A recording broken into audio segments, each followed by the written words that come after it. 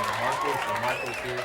Today we're going to be talking about the three different types of agent representation. We're going to talk about the buyer's agent, the seller's agent, and what we call dual agent, which is when the agent represents both the buyer and the seller in the same transaction. So first, let's talk a little bit about a buying agent. So the buyer's agent is the one that's going to be looking up properties for you. They're the ones that are going to be opening up the door for you and writing the offer for you to purchase the property. Now, what we call in this industry is fiduciary duties. That's what the agent has, their obligations to their client to protect them and to be honest with them. And that goes a long way when you have your own agent for the buying process and you have your own agent for the selling process. In the selling process, the agent's fiduciary duty is to protect their client's equity inside the house. And with the dual agency, how does that work? So with the dual agency, that tends to fall in place when a buyer, and some buyers sometimes think they have the upper hand, and when they go to the listing agent, the seller's agent that's representing them, to make it easier to be able to take advantage of the situation where they could get in the house a little bit better.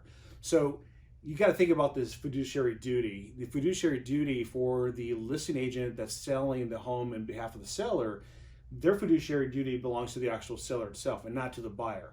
So some buyers, if they feel like they're going to get a better upper hand to be able to get the property, in fact, that actual agent's not going to be protecting them as much as protecting the actual seller, like you just stated. Right. So the biggest problem is some buyers may think that, but in reality, they're not being protected by not having someone representing them, preferably. Right. Say a buyer's agent. So a buyer's agent, their whole job is really to protect them, their interests, the property, writing the offer, making sure there's no issues with the property, but giving them the right, options and decisions and, what's going on with the transaction versus the actual listing agent itself, where the listing agent is going to really protect the actual seller, which in fact could really harm the buyer. So it's really highly recommended to go to the actual, buyer's agent.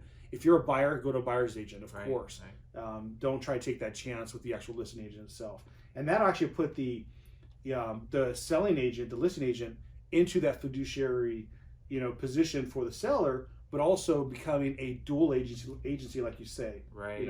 And you don't want to be in that position at all. Yeah, so you imagine, how much it costs to buy a house. We've talked about it before, 5 to 6%. So that's a lot of cash that you would need to save up. A lot of times it takes people a long time to save up 5 to 6% to actually put a down payment and use some of that money for their closing costs too. So imagine saving up all that money to have a representation of a real estate agent that's kind of on the fence with you and with the selling the seller, I should say. Yeah, and one of the problems is they may not give you the right advice as far as, hey, the seller will sell the home to you, but you have to remove your appraisal contingency, you have to remove your inspection contingency, you have to take off your termite, and those kind of things is not protecting you as a buyer. You may think they're protecting you because you're going to get the house, but in the long term may become very costly.